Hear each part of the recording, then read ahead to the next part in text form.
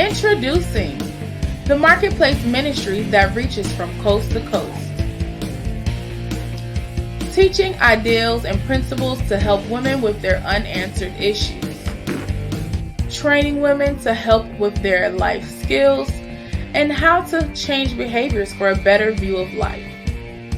Also, informing women by giving them facts and information to help obtain their goals. With a cutting-edge approach to questions and answers that most women are reluctant to ask, we also help reach these goals and break down these issues and barriers with faith-based counseling and professional workshops that will guide them in their future endeavors. And now, here is our life coach, Dr. Ezrayon Jackson.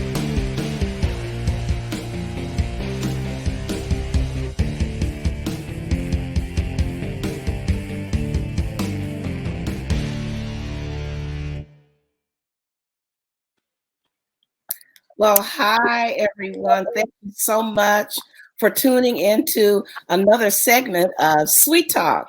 It is an acronym for Sisters Uncensored for Intimate Time of Engagement. And I am so elated to have this segment today to talk about a very important issue that many women do not like to address, but especially in public.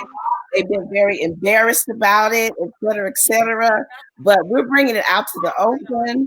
And that's why we come together to talk about what the girls go through. And sometimes the guys go through it too. They do talk about it.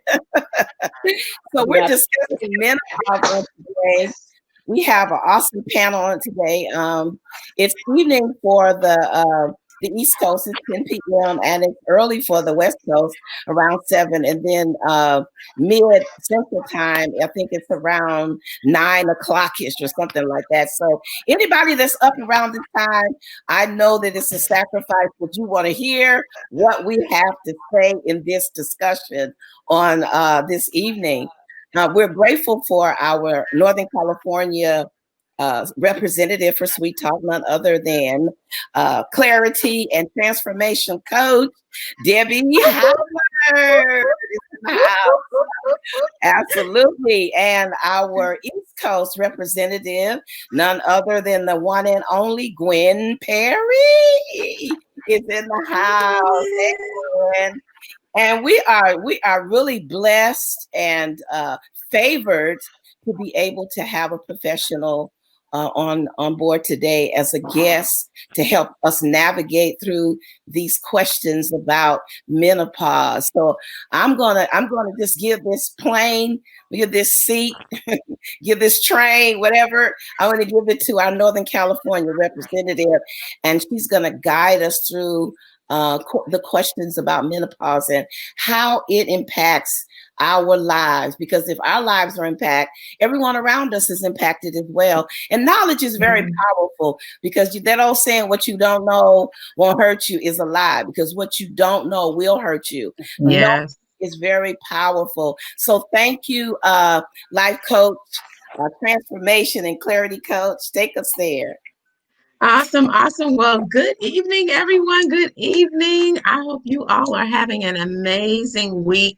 I'm telling you, this is going to be a powerful discussion. I'm so excited to share this platform with, it is amazing that how we are. I'm the person that is all about connectedness. So I'm the one who believes that everything is connected, either people, there's a reason, and all of these. So I've had the amazing privilege to share this thing called life and space by connecting to some just really incredible people, some of them that you see on this screen right here this evening. And so tonight, it affords me the greatest of pleasure to share this time with, I call her Nurse Tracy. And before we get started, I would just want to give you all a disclaimer.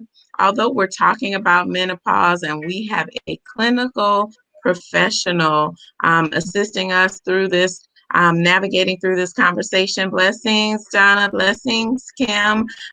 We want you to know that we are not providing you with any medical advice. You we want you to consult your own personal provider for your own specific needs because everybody is different. So this is a general conversation, and while Tracy is a clinical professional, she's not providing you any specific advice about your medical attention. So we got all of that stuff out the way. I'm going to just read a little bit about so that you can know who's sharing with us on this evening. Tracy has over 17 years of professional and academic experience. She attended college in Texas, where she received her bachelor's in nursing and went on to get her master's. She is an amazing leader. Her clinical expertise is in trauma, ICU. She also has a background in emergency room and women's health, of all things. What we talking about, right? So that gives her the credibility to talk with us this evening. And so she is an amazing individual. I just love her heart. She has been married for 10 years, and she has three beautiful, beautiful children, 5, 7, and 9. And she likes Maya Angelou. The two of us like Maya Angelou, and one of her favorite quotes is, "People don't care how much you know until they know how much you care." So Tracy, why don't you just greet folks out there? I'm sure you have viewers in out there viewing. Say hello, hello. Hello, everyone out there in Facebook land, out there in our Sweet Talk land. Thank you so much for having me on this platform today. I'm very humbled and hope that I can answer some questions, or we can talk about how we can navigate through this other part of our journey in life that God has given us, which is called menopause. Yeah, yeah. And how about you when you want to say hello and greet Facebook land? Hi, Brandy. Welcome. I think when it's frozen. Oh, okay. Well, no worries. What we'll do is we'll kick this off with a series of questions. And those of you who are out there in the audience, if you could just share, like, comment, start some watch parties, share with those who may be going through this phase of life. And maybe there are some who are like in that age category is like, I'm not worried about that anytime soon. Why don't you just get some knowledge, because it's powerful, right? Knowledge is power. So you might not be going through it today, but right. trust me. Yes. You've been around someone that has. That's right. So Tracy, tell us, when does menopause typically start? Well, thank you. That's a great question. It varies from person to person. One part of the statement I like on the disclaimer is everybody is different because everyone's body is different. And so the average of age starts about 51. But for those of us in the African American descent or even Latinas tend to start about 49, 50. My mom seemed to have started perimenopause when she was about 41. So everyone has a different stage, which made her journey a lot longer. The average Caucasian woman tends to go through menopause for about 8 years, and for Latinos and African Americans, it can be anywhere from 9 to 10 years. Many may or may not know an African American population and the Latino population, we come upon many healthcare disparities. So they think that, in studies have shown that because we have these socioeconomic disparities, like having access to healthcare providers to go on a regular basis, being able to eat the right foods, having the stresses of having the weight of the world on our shoulders and trying to take care of everyone else and not taking care of ourselves, especially through this journey. It could either prolong it, or we start sooner than most. Interesting. I heard a few things you said there. There is disparities. Just a second. I hear some feedback. So if you have other devices on, if you could turn your volume down, That'll limit the feedback. Yeah. I So muted Gwen. you Yes. muted. Okay, Gwen, perfect. yes. Mhm. Thank you. Thank you. So I heard you say that there are disparities in our African American and Latina populations due to various maybe socioeconomics, the access to healthcare. Um, and you also mentioned that there is a difference in how our Caucasian population may go through the process as well. It's interesting because although we all will go through this cycle of life, we all will experience it quite differently. I remember, I'll never forget my grandmother saying, and she never defined it. She just was like, "Oh, I'm having hot flashes. I'm going through the change of life," right? And she stayed hot constantly, never knew what it meant. It just was like this thing that she kept saying, going through the change of life. And lo and behold, I got my turn, right? But I didn't experience it in the same way as my grandmother. So to Right. absolutely validate the point that every body, our body, and how we even, I think, even tell us a little bit about how we can help through our diet and taking care of ourselves. Share a little bit about that. Well, that's very important. Even for myself, I just turned 40 in February, and I've considered the things that I ate in my 20s, even in my 30s, they don't sit on my body like they used to. And so, with the decrease of estrogen starting in your 40s, you really have to be mindful of what is the change in the way my lifestyle, not just the diet, not going out to the gym and working out 4 hours and being able to wear that size 4 again, but really, what are the things that I can have in my diet that work for me and that work against me? There are some women that I've heard they'll say, I love to have a glass of red wine, but boy, those hot flashes that come along with it are miserable, right? Well, you have to know you're going to have to take the good with the bad. If you really want to have that glass of wine and you know that's going to trigger your hot flashes, you have to decide if that's what you want for the evening, right? And even in my current life, for me, I know that I can't eat a bunch of peanuts because then it'll trigger my migraines. So being able to like indulge in things that work for you, but knowing that the lifestyle is different. When we're on a journey in life, nothing that we've done in any prior years, prior weeks, prior months may work with what our approach is moving forward. And as we decrease our estrogen levels in our bodies and we're going through these changes and we're figuring out how to navigate it all, it's important to know that you got to find someone to talk to. You got to create a new community, surround ourselves and have these conversations. My girls are 5 and 7, and we have started talking about the change in the body that they're having, right? So there was some tension as we were growing up about the change, the period, the puberty, the things that were happening, the buds, the hairs in different places, right? And so those are the conversations that we're having now, but then those conversations stopped. And so I find it important now to teach my girls about how to eat right, how to exercise, how to drink more water, how to treat your body, how to take care of yourself. And it's the same conversations now in our 40s and 50s. How to treat your body, how to take care of yourself, how to rest, how to eat. So all of that is just, they say it's a circle of life. Well, this is a circle of a new journey that we're going to be on. Yeah, but it comes full circle, right? Because it is good. That's good, right? That's good. I mean, because I'm a grandmother, so I am menopause. And so I'm around, 11-year-old who is budding like she's 14. Yes, ma'am.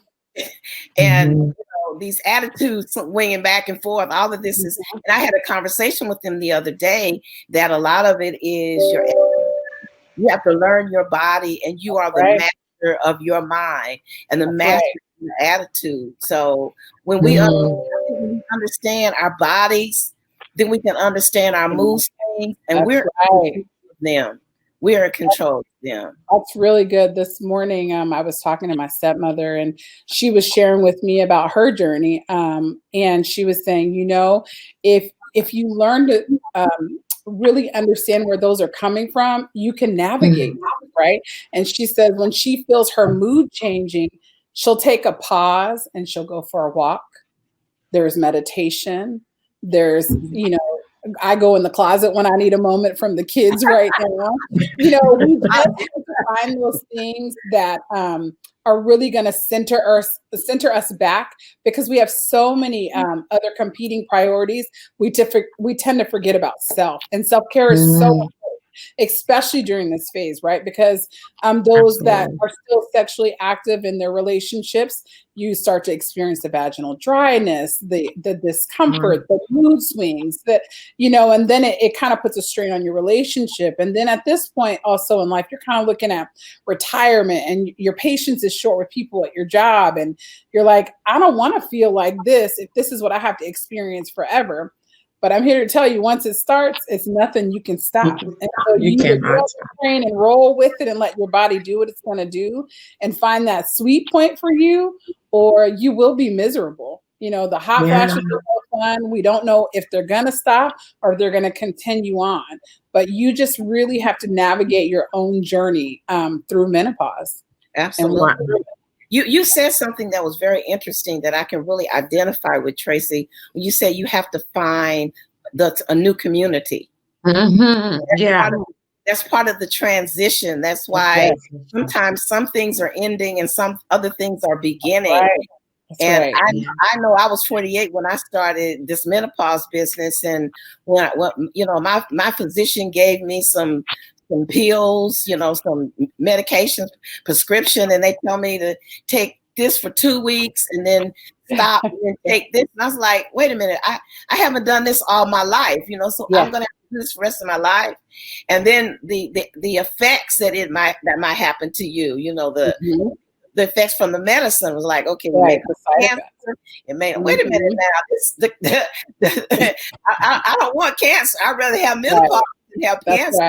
That's right. And so what I did, because my mother and I weren't, I don't even, she was living, but we weren't communicating. So I talked to my church mother, who was a nurse.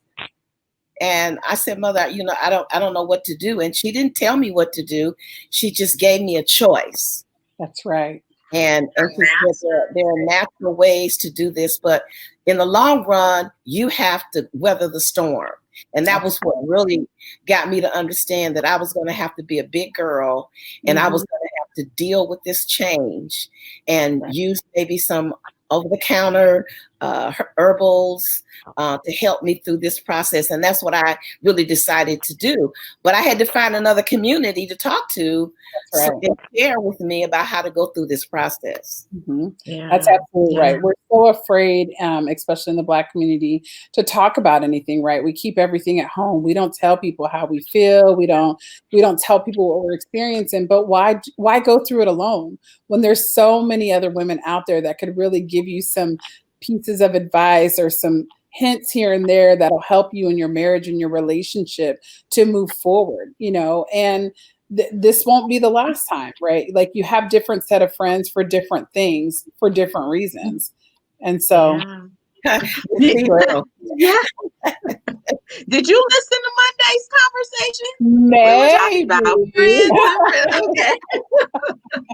Well, it's true though, right? Yes, it is. As we go through and transition through life, there are various people that will come, but we need to just use wisdom in connecting and not isolating, right? Thinking that we're the only one going through this or have been through this. There is such a wealth in sharing our experiences. We have so many, I said, as women, we have such a common thread of so many things that we share in common. And if we could just get together instead of being apart, we could just, oh my gosh, I just believe we can do some incredible things. But you talked about, Mom, you said, you talked about perimenopause, being perimenopausal, 28-year-olds. Some of our, young 20-somethings don't believe that they can be walking through menopause at that stage in life. Tracy, can you shed some light about perimenopause and that whole thing and what Yeah. youngsters might be able to learn? Yeah, so perimenopause is a period of time that kind of starts the clock of menopause. So you can have hot flashes, you can have mood swings, night sweats, sleepless nights. It just all depends. And it usually when it starts, you kind of know, and then no one really knows how long most people will go through it. But until that period stops for 12 consecutive months with no breakthrough bleeding, you're going to be in perimenopause. And then, one other thing is if you do, say you went 8 months and you hadn't had a period, you're like, yes, I'm down for the count. Menopause is here. And then that period starts again, that clock starts all over. Wow. Yeah. And then let's say, even for my grandmother, I can use her for a great example. I remember she came to California for my high school graduation, and I'm sure she had been well past menopause for many, many years. I think she was maybe in her 60s. And when she came, she had some massive breakthrough bleeding. That's when you need to seek professional help. She ended up having cancer. And so it's very important for us to, when our body is trying to tell us something, when it's outside of the norm. So we know the normal process of menopause is it stops for 12 consecutive months and you're done. Wow. But anything after that, if you get breakthrough bleeding, you need to get in and see your physician. That's Wow. good. That is good. Thank you. That's real good information because I think that was one of our questions was what does it mean if I'm still menstruating? So if you're menstruating and you're in the menopause phase, Perimenopause, yeah. you're in perimenopause. Mhm. But once you have one complete year of no bleeding, no breakthrough bleeding at all, then you're good. I'll share a story. It wasn't so funny because I was going through it. I had, as coming up really heavy cycles, and after childbearing, it only seemed worse. But the closer I got to the perimenopausal stage, I just was like teenager moments. It was crazy. So I consulted my physician and had what was called an ablation procedure where they blast your uterus. You know what that is, Tracy. I know you know, with hot water, right? And so Yep. I was like skip to my loo because it stopped my cycle, right? And so for a year or two, I didn't have a cycle. Oh, but when that bad fella came back, I was like, what the heck? Yeah. Yeah. And so I was like, oh my goodness, what the heck? So I had gone in to just see, you know what? I want to just get me a hysterectomy. That's what I'm going to do. And my OBGYN at the time, she was actually covering for my regular doc. And she was like, no, because you are too close. You're going to stop menstruating. And so lo and behold, like a few weeks after that appointment, I didn't have a cycle anymore, and I haven't had one for 2 years. So I was like, oh, I didn't have to go through yanking out those, going through a hysterectomy. Yeah, you want to keep as much of your natural body parts as possible. Yes. When you So start we have disrupting that. Oh, I see. Go ahead. yes. How can those in my generation, this is from Brandy, how can those in my generation be of support to our elders through this particular life stage? Well, I think is being that listening ear and being understanding, because everyone has a different need at a different stage.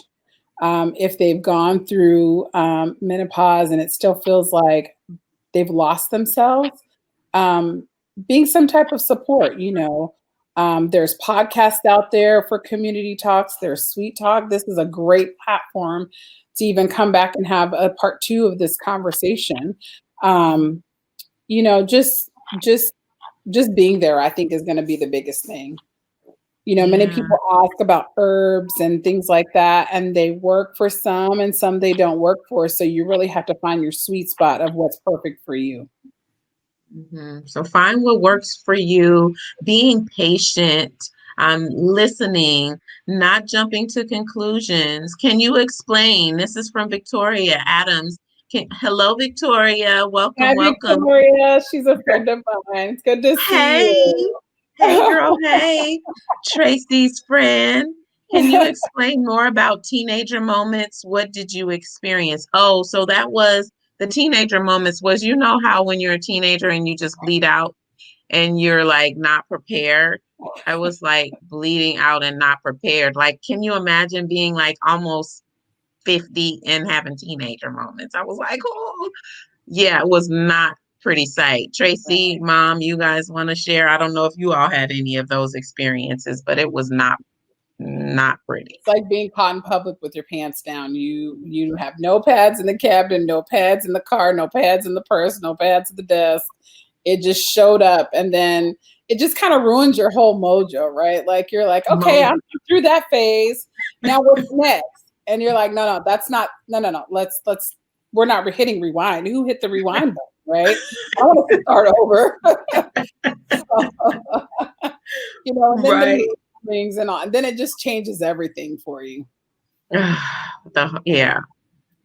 Get in real bad foul mood. I was like, it just was not a good space, because then you want to like stop the presses, right? Get me home, get me in the shower. I need to hide underneath the covers because who saw? Yeah. Okay, got it. I'm 38 and started having PMS this year. Was trying to figure out if it was early or menopause. Victoria, that could be many different things. I actually noticed now that I'm 40, my PMS has changed a little bit. And I think a lot of that has to do with the stressors of work, the stressors of life, the pandemic. So it can be multiple different things. I wouldn't count yourself out yet from perimenopause. I think it's just the stressors of life. But I always recommend to go in and see your women's health doctor. There are doctors out there in the OBGYN women's health world that are very specific in menopause, just like there's OB-GYN doctors that are very specific in what's called urogynecology, because maybe later on in life you might lose your bladder too, and so you'll have to get that fixed. So just because they're OBGYN doesn't mean that they can't particularly hone into, there's people that are really, really specialized into perimenopause. So, but I think you might be all right. I think it's just stress. Yeah, managing stress too.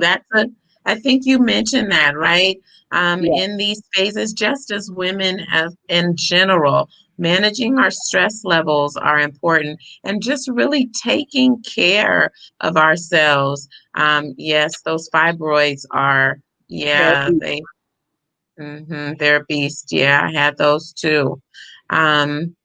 So taking care of ourselves, drinking plenty of water, having a regular exercise routine. I do want to talk about, because you hit it and then you got off of it real quick when you started talking about sex and menopause. I was like, getting dry and all of that. And, what the heck is going on in me, right? Yeah. Shoot. So it changes our sex lives. What happens is down there we become more dry, the thinning of the tissue, so it makes sex uncomfortable. So another disclaimer, people have asked about taking estrogen and oral estrogen versus topical. The problem with oral estrogen is it could interfere with maybe other medications that you're taking. It could interfere with what your health history may be. So it's very important to sit down and talk with your provider about what type of things would help you. There has been recommendations of using. I'm sorry, Tracy. Can you hold on a second? I'm still getting back feedback. It sounds like a replay of me. Okay. Thank you. Talking to your doctor may be more about topical estrogen to put down in the vaginal cavity to help rebuild some of that tissue, to give some support for when having sex. Maybe consider even using types of lubricant, and then having the open conversation with your partner about how this is a really trying time, and educating them on what perimenopause and menopause is, what it does to the body, and that this is not the end of our relationship, but just a new journey that we have to figure out together. And so that's really important about not trying to do this alone, but really creating whatever that community looks like. Again, whether it's you and your spouse and maybe a girlfriend on the side, or a group of women in your church. You've talked about going for walks. Maybe you create a menopause walk. You've got to find ways to really get through this and not get down in it. How do you handle menopause? Says to some men it's a stigma in a marriage. It says to them that they're getting older. I've counseled several women who have had situations where during this season in their lives, they have impatient husbands that some of them are very concerned and very patient with their wives. But then I've encountered some that, men have a tendency to think, well, my wife is getting older, and is it true that men can go through menopause as well in another way, psychologically? I want a younger woman because my wife is going through these stages where, I'm not able to have sex with her as often because I don't want to hurt her. Then they have a tendency to have a problem with trying to find options like gels and all of that to kind of, lubricate and make the sexual experience a lot more enjoyable. Where some men, they don't have a problem with, the others, it's a stigma. It's saying something to them that they're not comfortable with. Have you run across those kind of problems with people that you've counseled or in your nursing profession? Yeah, and so it's really important that we start talking about this earlier in our marriages. I think that when we do even premarital counseling, talking about what the for better and for worse and for sickness and in health, and hi, Dr. Dill, it's so good to see you. About what all of that means, and starting the conversations earlier than later, because I think men only tune in to having sex. We have the babies, and then after that, you just keep living. But really, we have so many more stages as women that we go through. And when they're not educated or they don't understand, then they think that we're just not wanting to have sex, when that's really not the case, right? We are just going through something that we're trying to figure out on our own. So one recommendation I would have is, when you start going to your provider about perimenopause and what the stage looks like, invite your significant other, husband or spouse, along, so that they can really hear firsthand from what the provider is telling you, and you're not coming home to just say, I don't want to have sex because I don't feel like it. It's kind of like when moms come in and they're having babies, and the dad's like, well, is it okay for us to have sex because she's happy? Right? So they can ask their own questions where it seems silly, but it's really their reality that they're living in. And because they don't go through any of these stages, right, that we go through, it makes it harder for them to adjust. So you got to give a little grace on both ends. They got to give us a lot of grace, and we just got to give them a little bit of grace, understanding that this isn't their wheelhouse, right? And so, again, walking through this together and not alone will really help people to understand what you're going through, because every woman will be different. Yeah. To go through menopause. Yes, Gwen. There are medications that can be inserted that will help with the lesser folds in the vagina. So what does she mean, the lesser folds in the vagina? Some women, as the atrophy of your skin kind of starts going away with menopause, it's kind of like when you lose weight, when you're overweight, and then you lose weight and you get that extra skin.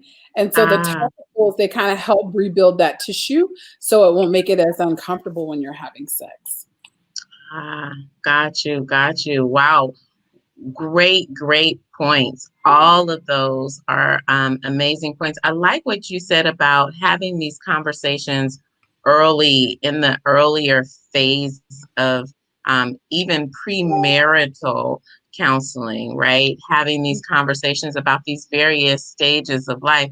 And I'll submit that sometimes people are going in, I don't know if they talking about till death do us part, because the divorce rates and all of that. So they might not have it on their mind, but I like the idea of premaritally talking about these are the phases in life. I was listening to a couple this afternoon doing a podcast, and the husband was a little miffed because he was like, the sex drive is different when we got married than it was before, right? And her argument was, that was before children and the stresses and all of that, right? And so the drive was different, but he had a whole nother argument for her.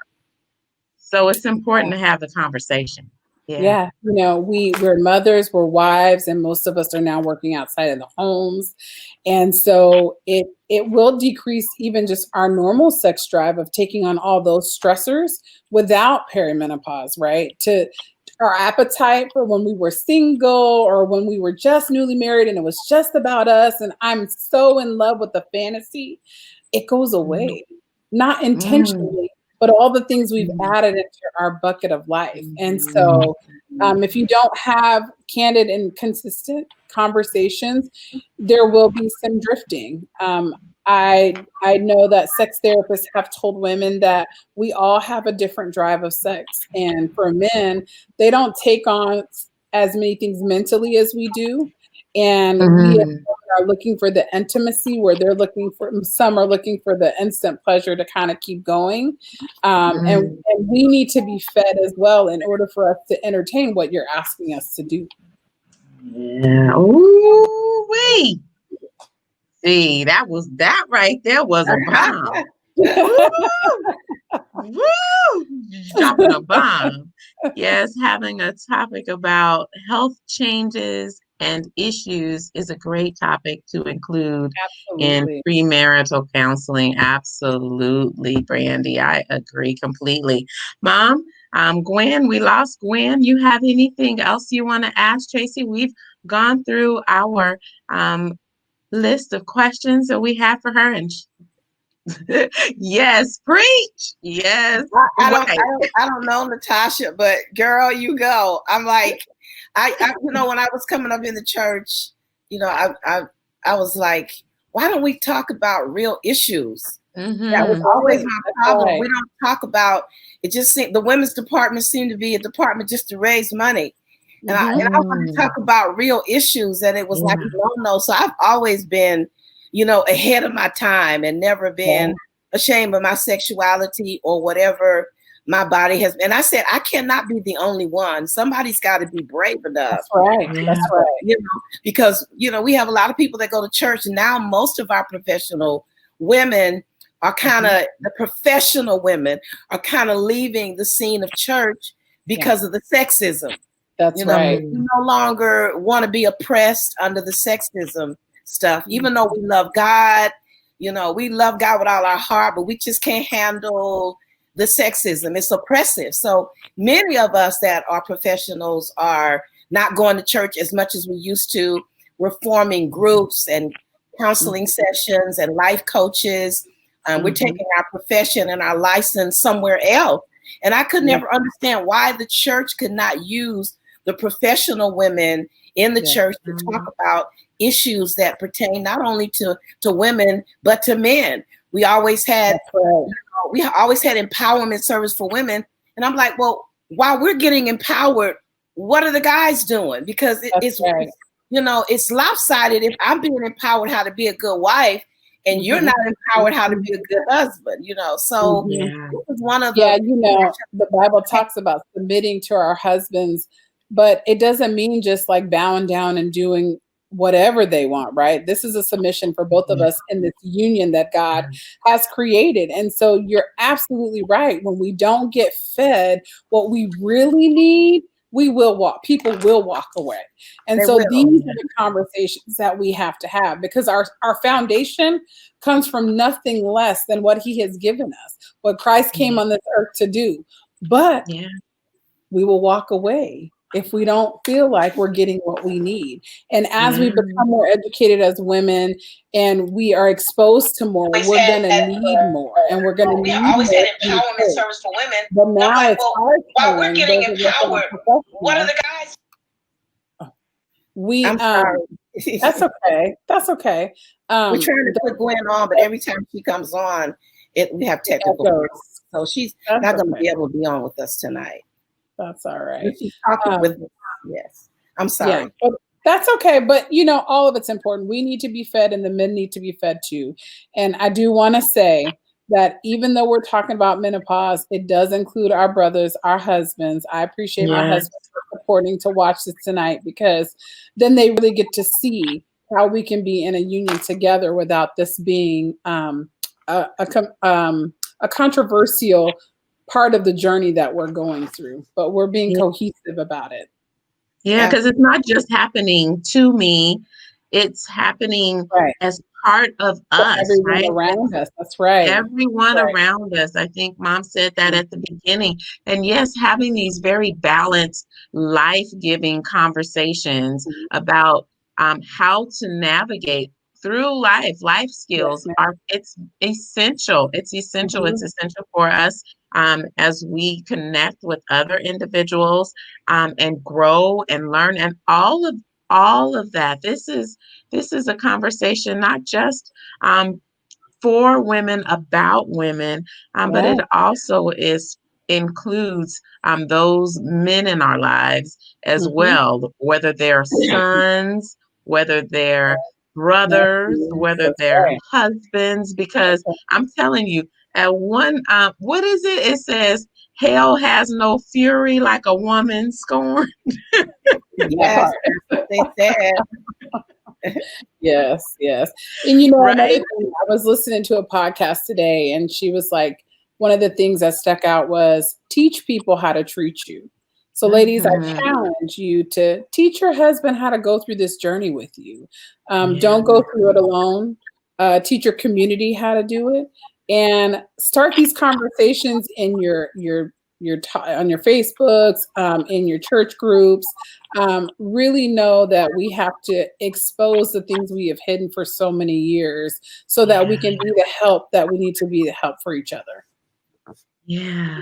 Expose the things that have been hidden for so many years. Oh, that never self. That's a whole nother segment, right? Exposure. Because we've hidden some stuff, because let's see what S. Janine says, all these programs for women. What about the men? Much of women's issues emulate from relationships with men, paternally, professionally, spiritually, congruent, is it conjugally, etc. You're talking right, Bishop Jackson. Yes. That's absolutely. my twin. She is a psychologist and a theologian. I love it. I love it. Thank you. I love this. Thank you so much, Tracy. It has been a tremendous pleasure. Are there any parting? I know you dropped a parting thought, but anything else that comes to mind that you'd like to say to those who have joined us on this evening? Thank you so much for your time. We know East Coast is almost 11 o'clock, so if you still hanging in here with us, we sure appreciate you. Thank you. Continue to share this message to your platforms of influence. Any parting words? How do you want to do it, Mom, Tracy? Tracy, okay. If I can just a little bit more. First, I want to thank my mom. I know she's on the East Coast watching, and I love you. Last thing I wanted to say is embrace the journey of menopause. It's not a punishment, but a transition. Embrace your new self and find new ways to eat, relieve stress, bond with your mate and your community, support each other, and remember, it's not a death sentence. Yeah, that's great. What Yes. about you, Mom? You're gonna have the final thought, final words. I'm gonna I'll let just you have the final word. oh, okay. I just want to say, embrace your season. You matter. You You can matter. go through the transition. You are stronger than you believe that you are. You are great. Mm, yeah. Oh, that's so powerful. Y- yes, and I agree with both of the sentiments that have been spoken as parting thoughts. And I will just leave this with you that as women, we have the ability to bear children and nurture. And for those who haven't, birth children into this world, you still have the ability to nurture others around you. And in this season, and when it's your turn, just give yourself grace and permission to transition gracefully. You can do it. You have the support. Pull on the support. Change your circles if you need to. Give yourself permission and transition with grace. Have an amazing evening. We're just going to acknowledge some of these comments. Embrace your current season. Yes, thank you all for joining. We appreciate you so much. Thank you once again, Tracy. You are Thank amazing, you. Thank you. amazing, We so amazing. We appreciate can't, Oh you. my we God. Yes. appreciate you Thank you so so much. Thank much. you. It was an honor to be here. Thank you. Have a Great. great evening, you all. All right. Good Good night. night. Night night. Good night.